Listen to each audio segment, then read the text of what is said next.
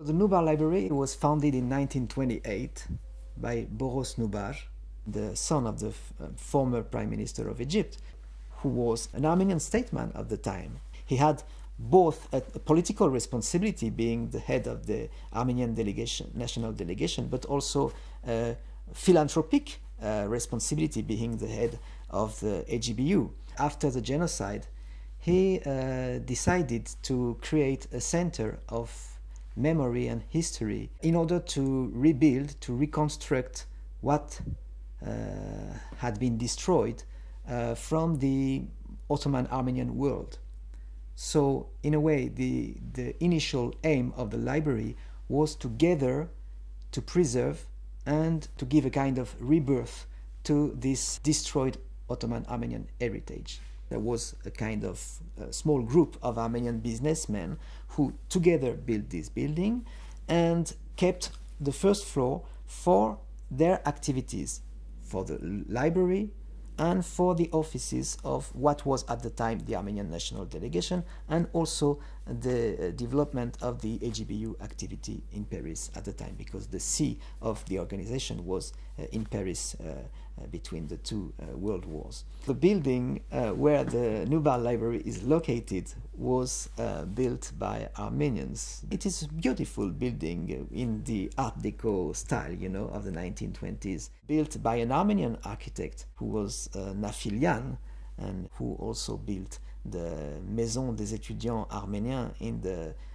Cité Universitaire de Paris, which is a beautiful building. The first director of the library was Aram Andonian, one of the first who tried to not only to document but also to write the history of the genocide on the basis of survivor testimonies, also on the basis of his own experience as a deportee and a survivor. At the beginning of the library, there were donations from very important Armenian collectors. So these early collections were coming from this kind of personage who were representative of a former Armenian elite of the Ottoman Empire.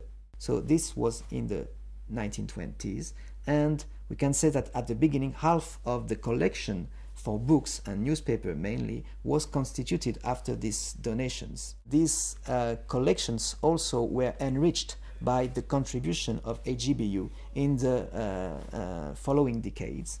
Today, people give family archives, they give books, they give old photographs. So still the library is enriching its collections. The activities of the library are multiple, and we are not only welcoming people doing research, we are not only preserving documents, but there is a firmly established tradition here of publication. First, the library published a lot of books and academic journals since about 20 years.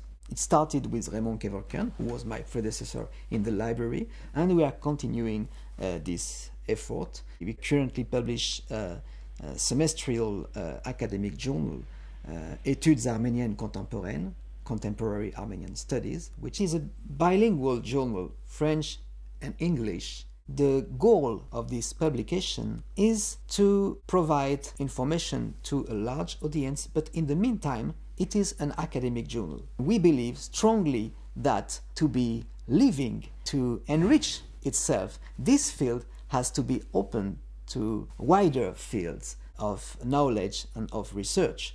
And that's why we are encouraging comparative studies.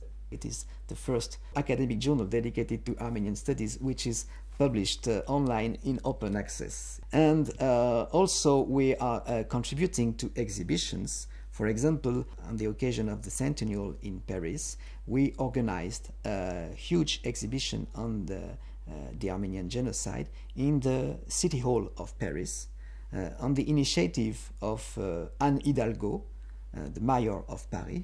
This exhibition was visited by at least 60,000 people during 2 months in a very central place in Paris. Paris is a very good place because it serves as a kind of crossroad in Western Europe.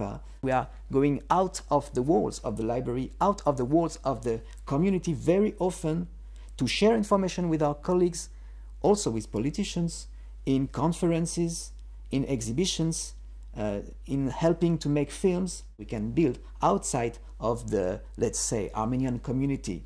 In a way, the Nubar Library is a kind of one of the multiple incarnations of this continuation of life after the genocide in the diaspora, both on the human point of view, but also the cultural point of view.